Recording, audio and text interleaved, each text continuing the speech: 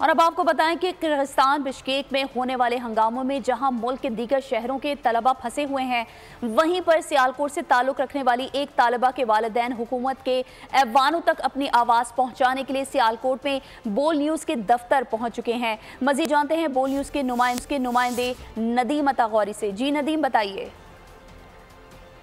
बिल्कुल हालात अब से अबतर होते जा रहे हैं। पाकिस्तान से ताल्लुक रखने वाले स्टूडेंट जो वहां पर फंसे हैं अभी तक भी इमदाद के मुंतजिर हैं। सियालकोट से ताल्लुक रखने वाले एक स्टूडेंट के वालिदैन मेरे साथ मौजूद हैं, हम उनके साथ इस हवाले से बात करते हैं। जी आप बताइएगा, आप क्या कहेंगी इस हवाले से?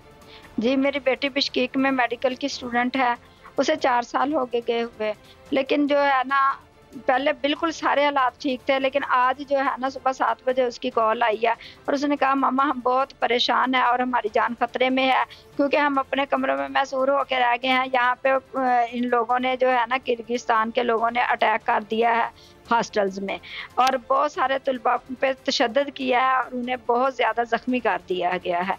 तो वो बहुत परेशान थी और हम गवर्नमेंट से जो है रिक्वेस्ट करते हैं कि वो कोई इंतज़ाम करे। पाकिस्तान गवर्नमेंट ऑफ पाकिस्तान से यही अपील करते हुए नजर आ रहे हैं कि जल्द अज जल्द इस मामले में हमारी मामरत की जाए और हमारे बच्चों को किर्गिस्तान से पाकिस्तान लाने में अहम किरदार अदा किया जाए। ठीक है नदीम, आपका बहुत शुक्रिया। सब्सक्राइब करें और बेल दबाएं ताकि कोई खबर रह न जाए।